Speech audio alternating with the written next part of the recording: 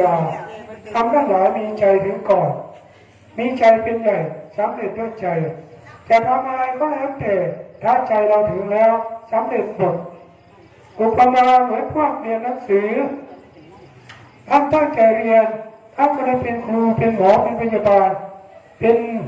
ตำรวจเป็นทหารเป็นนายอำเภอเป็นผู้ว่าราชการเป็นนายกเป็นด็อกเตอร์ท่านตั้งใจเรียนท่านใจท่านถึงใจท่านเอาวันนี้ขี้เกียจเรียนหากินก็แทบไม่พอปากพอท้องอันนี้คนขี้เกียจเรียนใจท่านไม่เอาเพราะฉะนั้นแล้วจะทำอะไรก็แล้วแต่อยู่ที่ใจของเราถ้าใจถึงแล้วสำเร็จหมดศีลก็รักษาตัวเดียวไม่ต้องรักษามากจะทำอะไรก็อยู่ที่ใจของเราเท่านั้นต่อไปการภาวนา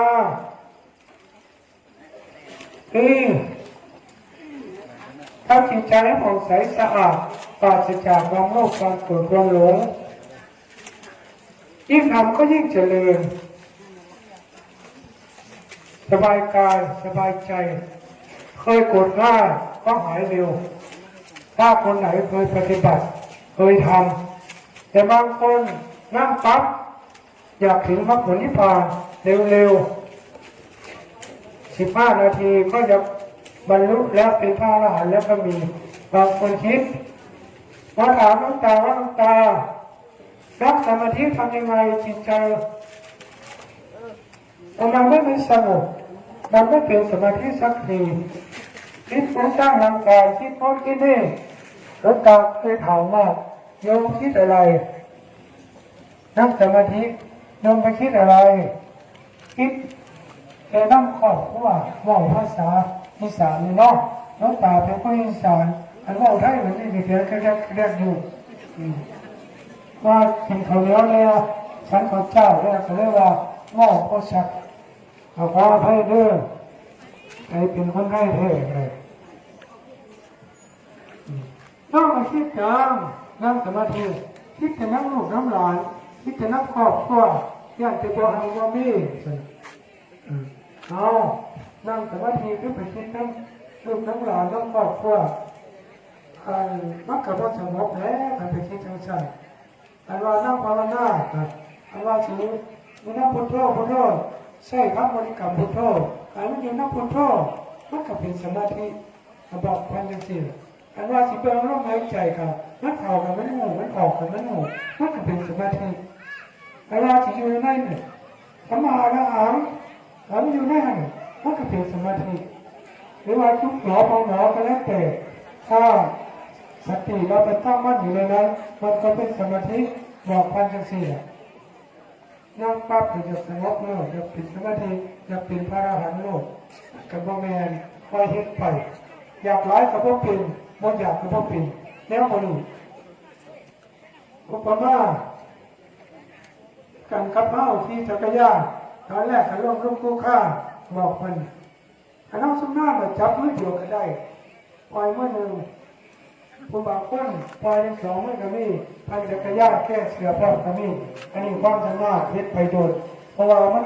คือมือกับการฝึกหัดถ้าเราไม่ได้หัดไม่ได้ขัดไม่ได้เก่าที่ไหนเล่าจะมีพระอรหันต์ในโลกโลกตาวันนี้สิก็ต้องอยู่ในความเปลี่ยนยันเฮ็ดไปเรื่อยๆระหว่างผลนั้นคือการกำเอาปลูกเขาปลูกตับเกี่ยวรถไม่พอแดงปลูกแล้วขยันใส่ปุ๋ยรักษาน้ำถึงการให้เวลามันเกิดดีผลความมันเขาไปเกี่ยวปลูกมันนี่มาควบกันด้วยกันขยันใส่ปุ๋ยรดน้ำพอดีรดน้ำพอดี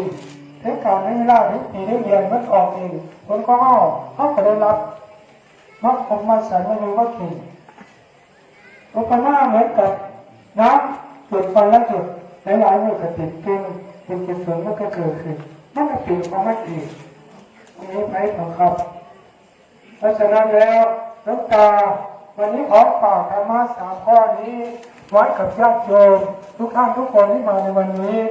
หวังว่าทุกคนคงรับฟังธรรมะของหลวงตาวันนี้สาธุถ้าทุกคนมีธรรมะ3 ข้อ นี้หลังไว้ที่ได้เจอแล้วครอบครัวก็จะไม่เดือดร้อน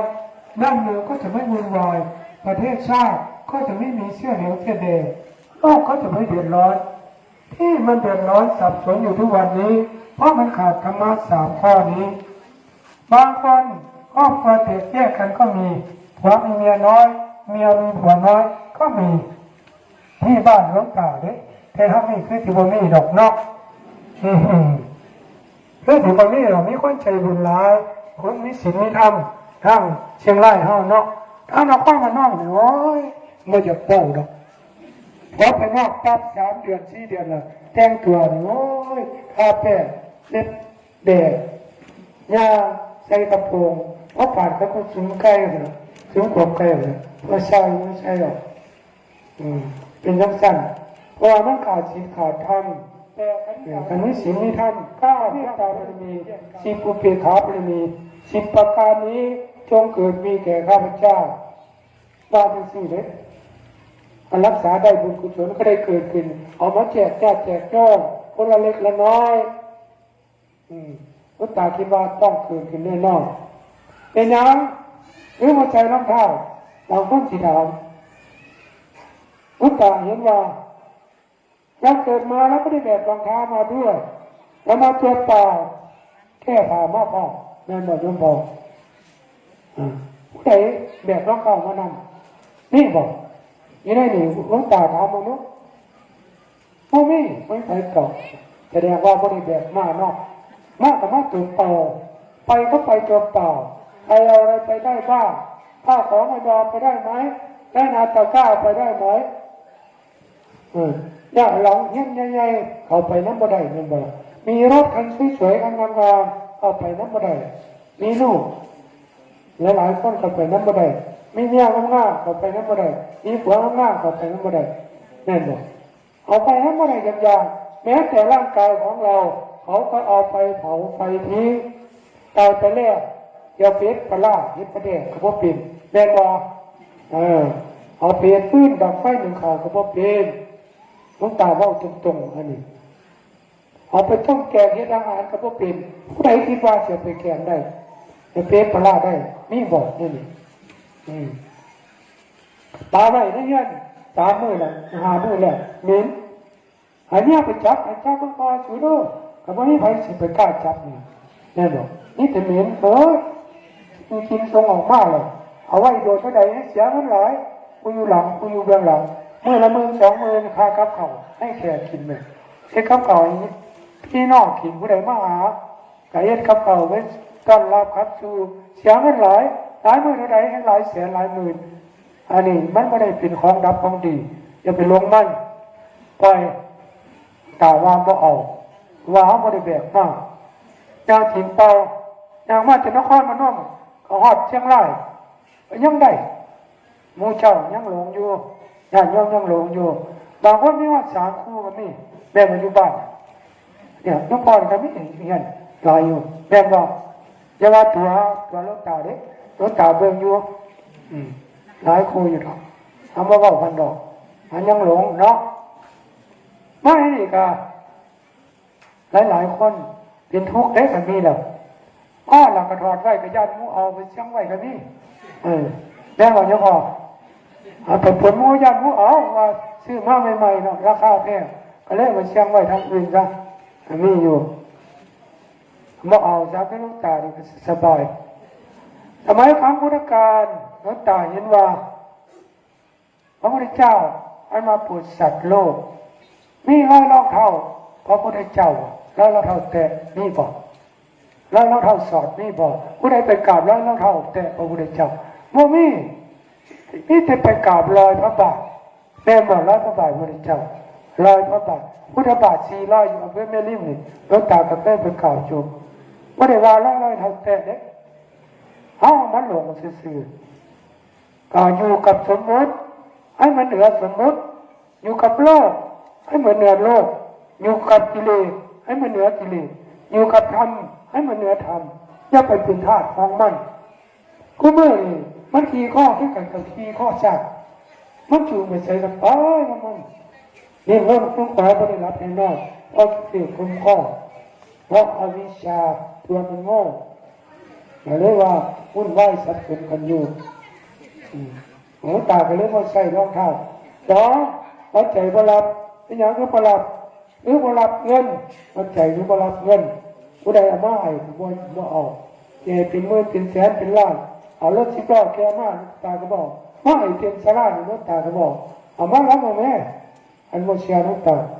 เนี่ยมาให้โอ้เอาแล้วพอดาพร้อมบางคนเหมือนยางมากเอาแคลบออกมาแบ่งเล่าแบ่งพันอย่าไปรถตาเอาอย่าไปเห็นเป็นบาปเด้อ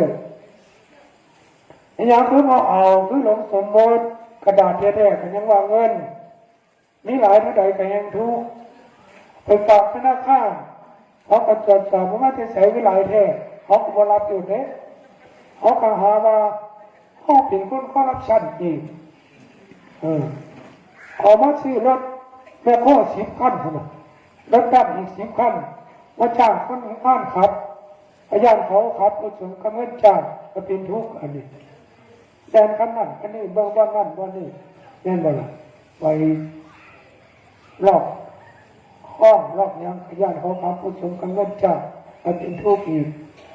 ที่ตรงติดมาตรงนี้ไปล่างให้ก็เป็นทุกข์อันนี้คือก็เลยบอกซะอันเอามากองไว้นี่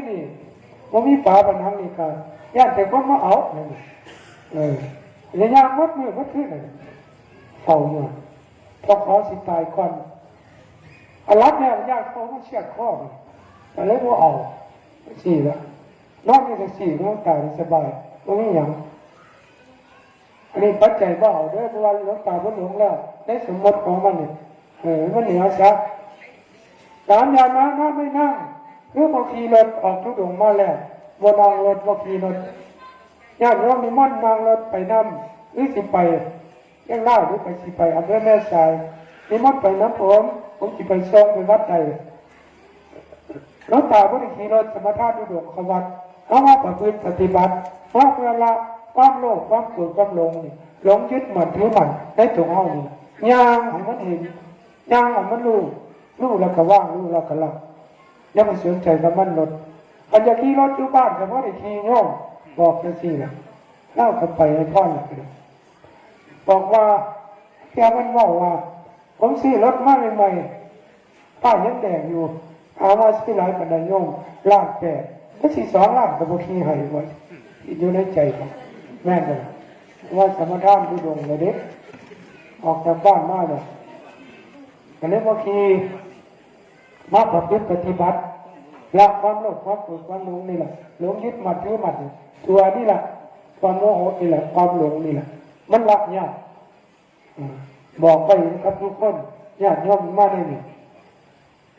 ที่ฉันอาสนะเดียวนี่ฉันมือเดียวฉันเดียวแล้วไปแล้วบ่มีเศร้าบ่มีเพลงบ่มีตอนแรกญาติโยมผู้บางคนฉันนอดตอนแรกนอดตอนเย็นตอนเที่ยงตอนเช้า3 มื้อก็มีแต่น้องตาฉันมื้อเดียวแต่แล้วก็จบผลออกมา3 มื้อกับมื้อเดียวมีผลเท่ากันเป็นช่างใดผลมันอยู่ได้วันเดียวเท่ากันใจอยู่ได้แค่3 มื้อ3 มื้อใจอยู่ได้แค่3 วันว่ามีที่เมื่อเช้ามากก็อยากขึ้นเขาแม่นบอกแล้วตากระยาเพียงมากเลยหิวผู้สาร3 มื้อเพียงมากกับหิวก็กินขึ้นกันผลเสียกันนี่ไม่ใช่ใดผลเสียเงินซื้อกับเขาพอเสียเวลาให้กับเขาพอแก้มาแล้วน้องพอครับเข้าไปยับอันว่าลูกตาว่าพิธีย้อนมาด้วยอะไรพอสารเอวาผลมันออกมาเท่ากันอายุได้ซ้ำกันว่าต้องเสียหลายเที่ยวข้อที่5นอนไม่มีกฎไม่มีมุ้งไม่อยากคือโมแบกกฎแบกโง่แบกเต้นมานั่งโมเป็นพาทุดงหรือแบกกฎแบกเต้นแบกมุ่งมานั่งบางคนแบกขอดของโง่มุ่งมานั่งแล้วแต่เห็นว่ามันของหนักเลยท่านไม่เอาแล้วท่านสละแล้ว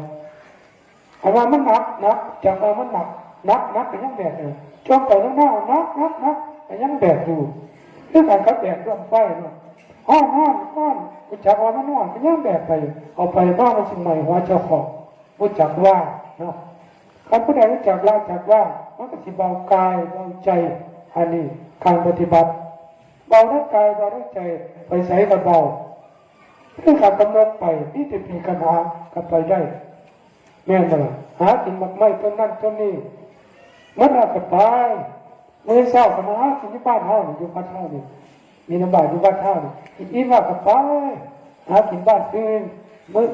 อเข้าไปละอีว่าสิไปอยู่อำเภอเชียงแสนเฮานี่แหละเนาะใกล้ๆเฮานี่แหละเป็นทั้งสี่น้ำตาเป็นว่าของหนักเนื้อท่านไม่เอาแล้วจากเอามันอ่อนมันหนักแบกป้าอยู่นะครับรู้จักว่าแล้วถ้าเรารู้จักละจักวางแล้วก็สบายทั้งกายและใจอันนี้เลยบ่เอาบ่ใส่บางคนสิถามว่ายุ่งบ่กัดบ่เลือตาเลือตาสิตอบง่ายๆเลยมันมีหน้าที่กัดมันก็กัดไปเอาหน้าที่นอนเอาก็นอนไปมีหน้าที่ปฏิบัติเอาก็ปฏิบัติไปมีหน้าที่กินให้มันกินไปเลยมันอิ่มแล้วมันก็ไปมันไม่ได้แบบสลิมมากคือหมอเขามาดูดเอาเป็นตัวเลือดอย่างนั้นหมดอ่ะแม่นบอกซ้ำยุ่งกี่นิ้วอิ่มแล้วมันก็ยัดทิ้งออกไปเลยเพื่อนั่งสมาธิหลายๆคนเราคือสิเคยเลยเนาะนั่งตั้งสติคักๆเนาะมันก็จับเอามันขัดลงไปขัดฟันใส่เป็นเต็มรู้แล้วมันอิ่มแล้วมันก็ยัดออกปิ้งไปเลยไปอิ่มแล้วน้องบริเวณสลิปมาดอกบอกมันเลยสิทำไมว่าอิ่มทับเอาอีกมึงเอาไปอิ่มแล้วมันก็ไปก็ทั้งนั้นปล่อยว่างก็สบายเขาได้เป็นลูกย่อยมันจะไปแบกคดแบกเต้นพ่ายไปมันนับแต่สำนีกับพ่อแห้งนับแม่นบอกจักละจักว่ามันก็สบายเบาทั้งกายเบาทั้งใจอันนี้โมเมนว่าอันนั้นเด็กร้องเบิ่งผู้ใดละได้ข้อที่6คลองไตรจีวรคือเป็นอย่างที่บอกหลายชุดคือเป็นผู้พังค้อนพระขอโทษเด้อผู้ใดกระกันไปกระทบพระอาจารย์อย่าว่าผมเบาใส่เด้อขออภัยเด้อผู้ใดก็ได้อันว่าบ่มีก็ดีแล้วตอนบวชที่แรกอุปชฌาย์ให้มาบริขาร8มีอย่างแน่ถามญาติโยมก็สิรู้จักมาบริขาร8ผ้า5อย่างเล็ก3กันว่าเป็น8 5อย่างมีอย่างแน่สบง1สบง2จีวร3ผ้าสังฆาติ4ประคตเอว5ผ้ากองน้ำ5อย่างสังฆาติผ้าอาสาที่มาที่เราอันนี้แต่สมัยคำบริการพระบริการนี่แต่ว่ามันมาปัจจุบันนี้มันเริ่มเขามันมาบริการ8เล็ก3มีอย่างแน่1บาท2มีกล3เข็มเท่านั้นไปบวชอุปชฌาย์ให้มาที่นี่หันหลังออกจากโบสถ์อุปชฌาย์บอกว่าถ้าเป็นพระ100%แล้วอายุใส่ก็ได้แล้วตาก็ได้ใส่ซ้ำนี่นี่นะนี่ก็ใส่ซ้ำนี่ท่านบอกให้พิจารณากรรมฐาน5อย่างเกสาโลมานะขาน้ำตาตะโจท่านบอกอุปชฌาย์บอกข้อชิบวชท่านบอกก่อนเลยแต่คนเรามันหลงก็เลยเป็นทุกข์หลงพิจารณาว่าได้พิจารณาซะกรรมฐาน5ประการ5อย่างหลวงตาก็เลยนึกถึงคำสั่งสอนของครูบาอาจารย์ที่ท่านให้มาบอกว่าซ้ำนี่ก็เป็นพระ100%อายุใส่ก็อยู่ได้ก็เลยใส่ซ้ำนี่หัดเป็นคนสันโดษมักน้อยกินน้อยนอนน้อยอมน้อยอยู่น้อยเป็นคนมักน้อยสันโดษมักน้อยกินน้อยนอนน้อยอมน้อยนี่แค่น้อยๆมันจังบนเราถ้าข้าพเจ้ารักษาได้บุญกุศลก็จะเกิดขึ้นไม่มากก็น้อยแล้วตาคิดว่าบุญกุศลไม่มีแน่นอนเพราะทำไปแล้วจิตใจไม่ได้เศร้าหมองก็ต้องเป็นบุญถูกปยอมเป็นกุศลเป็นบุญอันสิ่งไหนที่ทำไปแล้วจิตใจเศร้าหมองอันนั้นเป็นบาปเป็นอกุศลอันนั้นแล้วตาบอกเด้อเท็จอย่างก็แล้วแต่ถ้าจิตใจเศร้าหมองแล้วเป็นบาปเป็นอกุศลโม บ่ได้ว่าเกิดไปเล่นสู้สาวถึงกันเป็นเมียผู้อื่นรักเมียผู้อื่นอันนี้ขอฟังไว้เด้อจิตใจสมองเป็นบาปเป็นอกุศลถ้าทำไปแล้วจิตใจมีเบิกบานยิ้มแย้มแจ่มใสไม่เป็นทุกข์อันนั้นเป็นบุญวิสัยแบบนี้เต็มตามหาเมื่อหนากระถามมาแต่ด้านหน้าคือพอเห็นหนาเป็นมากอันบ่สบายบ่ถามลูกเป็นมาบัดเป็นมาใส่บาตรมาทำบุญอยู่บัดเมื่อเป็นมากไปเบิ่งลูกมันบ่สบายครับอย่าถามหาลูกอันนู้นมันทำความชั่วเป็นรักลูกรักเมียของคนอื่นขอมาบ้านกันแล้วแว่ให้มาแบบนี้มันจะไปห้าโมเมนต์น่ะจ้องหน้ามันเลยเขาเคยทำชั่วเนี่ยบอกหลวงตาว่าบุญกุศลนี่มันเกิดขึ้นในการประพฤติในการปฏิบัติของหลวงตานี้หลวงตาคิดว่าไม่มากก็น้อยได้เอามาแจกญาติโยมคนละเล็กละน้อยเพราะฉะนั้นวันนี้หลวงตาขอแจกบุญกุศลที่มันเกิดขึ้นในการประพฤติในการปฏิบัติหลวงตาขออนุโมทนาเอาส่วนในบุญและส่วนในธรรมที่อาตมาได้ตั้งใจประพฤติปฏิบัติด้วยกายก็ดีด้วยวาจาก็ดีด้วยใจก็ดีหากไม่ว่าบุญกุศลอันใดเกิดขึ้นในการประพฤติในการปฏิบัตินี้ขอญาติโยมจะมีส่วนร่วมในบุญกุศลอันนี้หากไม่ว่าถ้ามีทุกข์มีสุขมีโรคมีภัยความน่าบุญกุศลอันนี้จงไปทำลายสิ่งเหล่านั้นให้พวกเราเบาบางลงหายทุกข์หายโศกหายโรคหายไปนำพาชีวิตของท่านไปสู่ความเจริญงอกงามในศีลในธรรมในหน้าที่การงานยิ่งขึ้นไปโดยทั่วหน้ากันทุกท่านทุกคนด้วยเถิดเอาเมื่อละหน่อยเนาะมันว่าหลายมันพูดพิมพ์ใส่ไม่ครัวกันนี่เนาะเอาซ้ำนี่แหละเนาะขออนุญาตถามสัก2-3คำถามอยากจะถามหลวงตาคำถาม2-3คำถามได้ไหมว่าหลวงตาเดินมากี่ปีแล้วหรือทุดงค์นะทุดงค์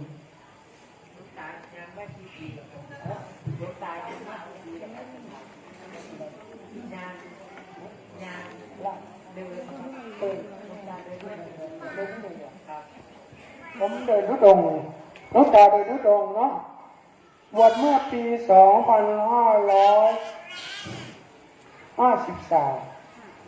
11 ปีเอามาเลยแหละปีที่11 ปี62ชาวที่ทุดงค์มาจากนครพนมจากบ้านสรหนึ่งวัดราชปาดิน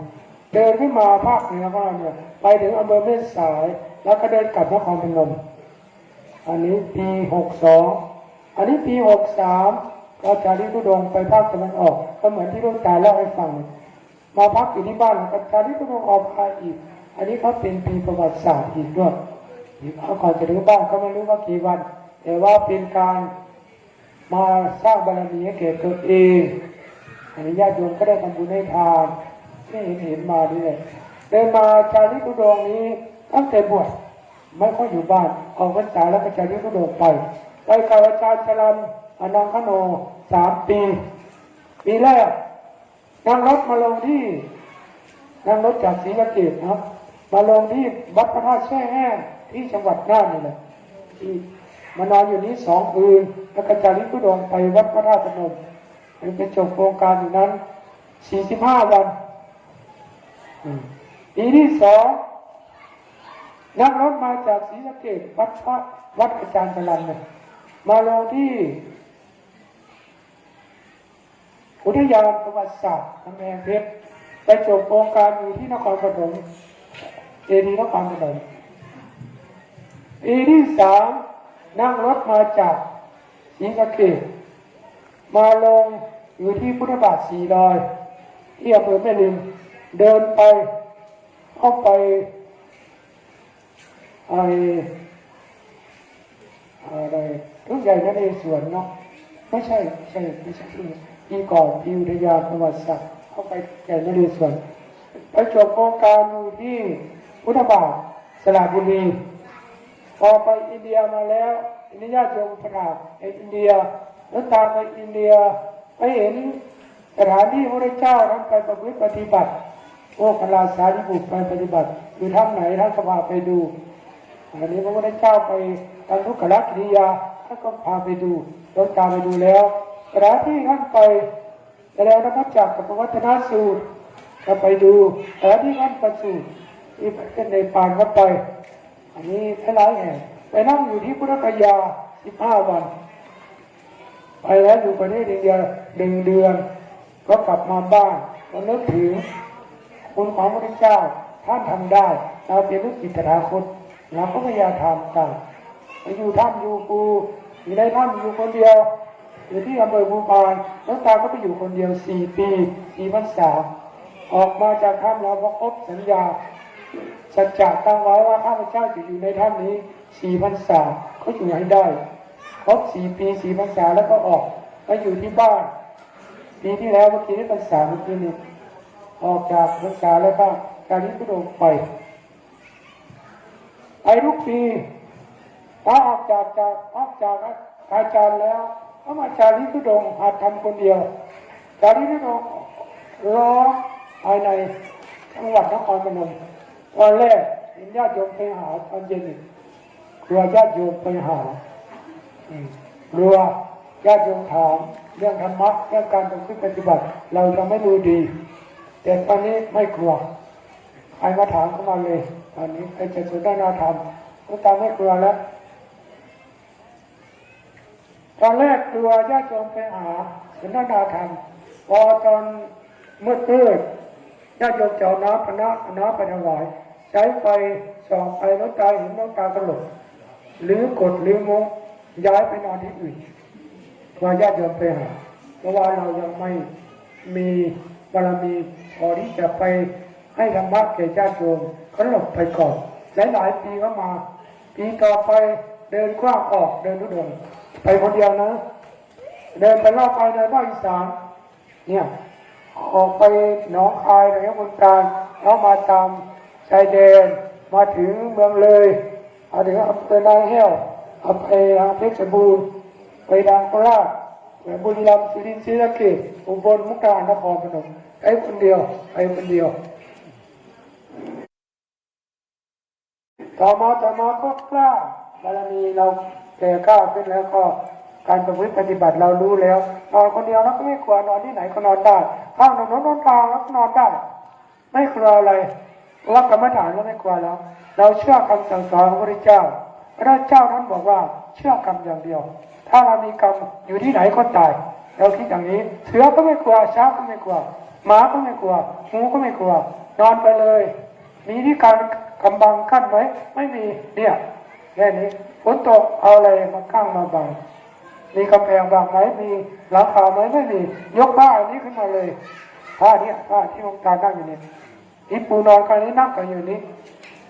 ยกขึ้นมาคุณหัวเอาขวดน้ำมันตั้งมันเรียงกัน2 ขวดก็นั่งอย่างนั้นแหละก็กอดบริขารนี่แหละมีบาตรมีผ้าสังฆายัดเข้าในบาตรผ้าจีวรก็ยัดเข้าในนั้นนั่งฝนตกหายแล้วก็ออกมาก็มาเปลี่ยนที่ไหนที่เป็นเปลี่ยนมันเสร็จแล้วก็เปียกแล้วก็ปั้นครับเอาน้ำออกพวกอันนี้พวกอาสานี้ก็เปียกจะบงเขาเปียกแต่ว่าหลวงตาที่ไหนมาเปลี่ยนมาสับเปลี่ยนอีนี้มันเปลี่ยนได้คือผ้าสังฆาแล้วก็นุ่งซักองค์พระจีวรเนี่ยเอาสับจะบงแล้วก็กองไว้ที่ตักไว้ให้ลมพัดเรามาหมาดหน่อยหนึ่งเราก็มานุ่งแล้วก็เก็บผ้าสังฆาเอาห่มมะนาวอันนี้ใช้แบบคนจนอันนี้จะเล่าให้ฟังการประพฤติปฏิบัติเอาทรมานตัวเองแต่ไม่ใช่ทรมานแล้วแต่ว่ามีความสุขถ้าทรมานเนี่ยน้องตาไม่ทำเลยทำไปแล้วน้องตามีความสุขอันนี้เอาชนะใจตัวเองได้ยกโทษให้เลยทุกสิ่งอย่างยิ่งกว่านักกีฬาที่ชนะมาจากต่างประเทศอันนี้พูดแล้วก็เปิดไปอีกแล้วบอกว่าจบแล้วก็ยังไม่จบอาจารย์ถามมาก็เลยย้อนต่อไปนะขอโทษ พูดมากเนาะผมพูดมากเนาะไม่เป็นไรอันนี้เล่าให้ฟังการปฏิบัติของหลวงตาเป็นลักษณะนี้ว่าไปคนเดียวก็อยู่คนเดียวเวลาฝนตกมานี่ยกนี้ขึ้นมาแล้วก็คุมหัวอยู่ถ้าสังฆาก็จีวรยัดเข้าในบาตรเต็มอันนี้พอมันฝนหยุดแล้วก็เอามาใช้มาห่มแต่ว่าสีไหนที่มันเปียกก็ไปตากลมมันหมาดสักหน่อยหนึ่งก็มาห่มมานุ่งแล้วก็แห้คาตัวเนี่ยอันนี้หลวงตาว่ายิ้มที่เราทำได้ไม่ทุกข์ละทุกข์นี้ละง่ายถ้าละสุขนี้มันละยากที่ทุกข์นี้มันละง่ายที่สุขนี้ละยากบอกโยมไม่รู้ด้วยนะที่สุขเป็นยังไงได้อยู่ดีกินดีนอนดีอย่างนี้นุ่งห่มดีอันนี้ที่สุขมันไม่อยากมาอยู่มันไม่อยากไปนอนในป่าในภูเขาตามถนนโน้นดาวข้ามถนนโน้นดาวมันไม่อยากไปนอนเพราะว่ามันที่สุขมันอยากนอนอยู่ในศาลาในกุฏิวิหารใหญ่ๆเอาผ้าโตหนาวแรงมาหรือไม่พอมันไม่อยากหนีจากกุฏิวิหารอันนี้ว่าย่างเอามันชนะใจถ้าชนะใจเราได้ทุกสิ่งอย่างหรือหลวงตาบอกใจอย่างเดียวกัดฟังใส่โน่นกันออกมากกับซ้ำเก่ายกโป้ของโน่นบ้านไปอันนี้11 ปีเนี่ยปีที่11จากนี้เราไม่อยู่บ้านภาคเหนือของเรานี้ปีที่9เรื่องประมาณนี้แต่ว่าไม่ให้ไปตัวแทบทุกอำเภอแล้วเส้นทางนี้บางทีซ้ำ2ก็มีนอนซ้ำที่นอนก็มี2ครั้งก็มีบางคนจำหน้าหลวงตาได้ที่อำเภอแม่จันทร์นี่โยมนี่มากราบมาไหว้วันนี้2-3 คนเพราะว่าหนูติดตามหลวงตาตั้งแต่ปี62เห็นแล้วเอาน้ำเอาอะไรไปถวายแต่ปีนี้ได้ยินข่าวว่าเห็นหน้าเห็นภาพแล้วนึกได้หรือตาม2 ครั้งแล้วจากนี้มานี่นะท่านมาตามถ้าก็ไปถึงเชียงแสนนี่ท่านจะพาแม่ท่านมากราบมาไหว้ท่านบอกท่านจำได้หลายคนที่จำหลวงตาได้จากนี้ก็ลงมาภาคเหนือแต่ปี9 ปีแล้วไม่ให้ใครหรอกแค่ทุกสายทั้งนั้นขึ้นไปเนี่ยเราจุงเราอาคานี่หลวงตาขึ้นไปหมดแล้วเดี๋ยวนี้แม่ใครโกงว่าจะไปซื้อป่าจงเขาบอกว่าทางตันแต่ความจริงก็ใช่ความที่เขาว่านี่แหละว่าทางแต่ที่มันไปแล้วเส้นดาวมันจะขาดพอดีอะไรว่าตรงนี้มันมีภูเขาเลยไม่ไปเดินย้อนกลับมาไปจังหวัดตากแม่ฮ่องสอนนี่สุโขทัยพิษณุโลกอุตรดิตถ์พิษณุโลกเพชรบูรณ์ยังเลยเนี่ยเก่งไปทางนี้ไปหมดนะหรือว่าปีหน้านี้นะจะมีชีวิตอยู่แล้วตาจะนั่งรถไปลงที่ภูเก็ตว่าภาคใต้ยังไม่เคยไปนั่งรถไปลงโน้นแล้วก็จะเดินจากที่ทุดงขับนครพนมผ่านภาคกลางอีกด้วยญาติโยมได้ทำบุญให้ทานเป็นการสร้างบารมีให้แก่ตนเองและก็เป็นการประกาศพุทธศาสนาไปในตัวญาติโยมได้ทำบุญให้ทานรักษาศีลภาวนาอย่างนี้แหละที่ให้มาเหมือนวันนี้แหละญาติโยมรับเอาไปใช้ไปคิดพิจารณาถ้าเห็นว่ามันถูกพอไปใช้มันก็จะเกิดประโยชน์เกิดผลแก่ท่านถ้าคิดว่ามันไม่ถูกก็ทิ้งกลางทางวางกลางป่านะไม่เชื่อเลยนะที่สอนไปแล้วที่บอกไปแล้วอันนี้ไปพิจารณาเสียก่อนเพราะฉะนั้นแล้วขอเอวาไว้แค่นี้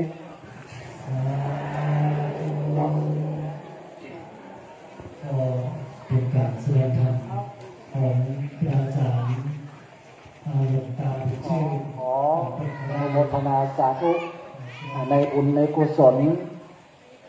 ท่านได้มีแต่ความสุขความเจริญคิดสิ่งหนึ่งประการใดก็ขอให้สมความมุ่งมั่นปรารถนาทุกสิ่งทุกประการเถิด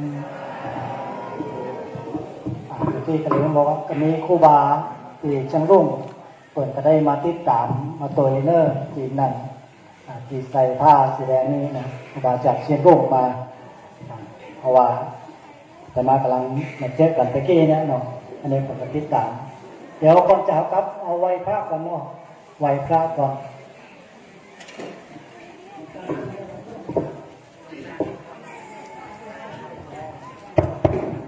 ราะมันเป็นแต่ละพรเนี่ยเราตายพรเพราะว่าถวายของแล้วมันยังไม่ได้พรตายแค่พรก่อนตั้งใจกวาดน้ำวันนี้เป็นกุศลเนอยะถาวริวาปุราปาริปุเรติสาคลังว่างรับจิตยับยั้งสมุทรสาครให้บริบูรณ์ได้สันใดเอวเมวิโตรินาเปตนาอุปกัปปติทานที่ได้ดูที่แล้วในโลกนี้ย่อมสำเร็จประโยชน์แก่พระที่ละโลกนี้ไปแล้วได้ฉะนั้นอิสิตาปริตาตุ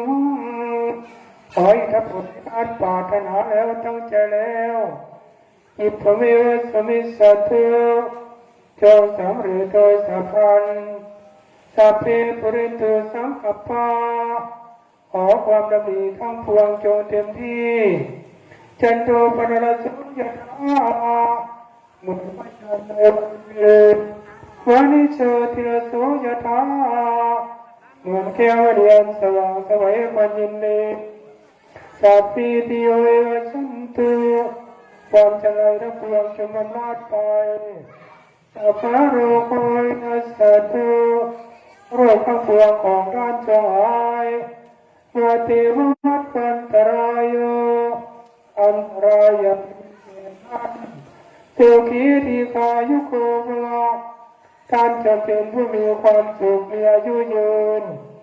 อภิวาทนาสิริสานิจังวุฒาปัจจายโนจัตตารโรธรรมาวัฏันติอายุอโนสุขังพลังท่านสี่ประการคืออายุอโนสุขังพลังย่อมเจริญแก่บุคคลผู้มีปกติว่ากาบมีปกติอ่อนน้อมต่อผู้ใหญ่เป็นนิจพระทุสัพพมังคลังขอสัพพมงคลจะมีแก่ท่านราคันตุสัพพเทวตาขอเราเทวดาทั้งปวงจงรักษาท่านสัพพะพุทธานุภาเวนะด้วยเนื้อฟ้าแผ่พระพุทธเจ้าทั้งปวงสัพพะธรรมานุภาเวนะด้วยเนื้อฟ้าแผ่พระธรรมทั้งปวงสัพพะสังฆานุภาเวนะด้วยเนื้อฟ้าแผ่พระสงฆ์ทั้งปวงสัพพะโสติมวันตุเตขอความสวัสดีทั้งหลายจงมีแก่ท่านทุกผู้เถิด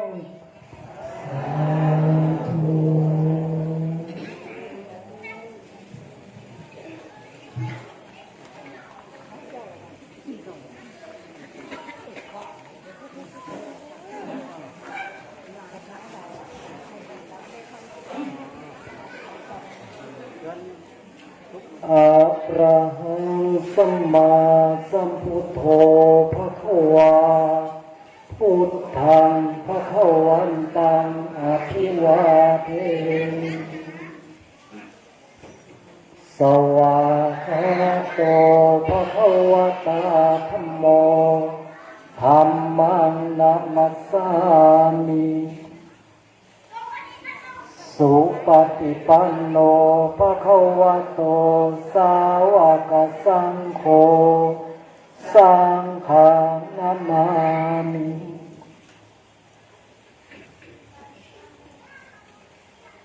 พออาจารย์ลากันเนาะ